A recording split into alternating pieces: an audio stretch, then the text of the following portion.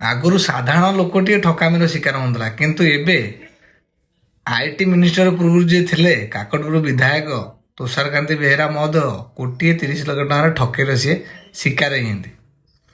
ମାନେ ଏ କଥାଟା ଶୁଣିଲେ ବହୁତ ହାସ୍ୟାସ୍ପଦ ଲାଗୁଛି।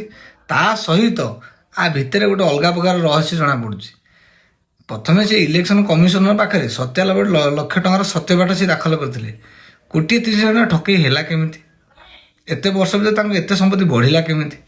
ତାମାନେ ସେ ଯଦି ଟ୍ରେଡିଂରେ ଏତେ ଟଙ୍କା ଲଗାଉଥିଲେ, ତାମାନେ ଏବେ ତାଙ୍କ ପାଖରେ କେତେ ପଇସା ଅଛି?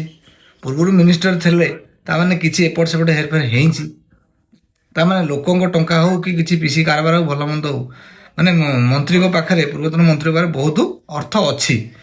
ଦୟାକରି ୟାକୁ ଟିକେ ସାର୍ବଜନୀନ କରିବା ଦରକାର ଯେ ଏତେ ଟଙ୍କା ଆସିଲା କୋଉଠୁ। ଆପରେ ହବା ଯାଞ୍ଚ ହବା ଦରକାର, ଜନସାଧାରଣ ପାଖକୁ ଆସିବା ଦରକାର, ଟୋଟାଲ ନିର୍ବାଚନ ମଣ୍ଡଳୀ ଜାଣିବା ଦରକାର। କାହିଁକିନା ସେ ଯେଉଁ କହୁଥିଲେ ମୁଁ ଗୋଟେ ଗରିବ ନେତା, ଲୋକମାନଙ୍କ ନେତା ଆଉ ଚାଷୀ ନେତା, ଯେ ଆଗରୁ ସେ ପାନ ବର୍ଜ୍ୟ ଚାଷୀ ପାଇଁ ବହୁତ କିଛି କଥା କହିଛନ୍ତି, କ'ଣ କରିଛନ୍ତି?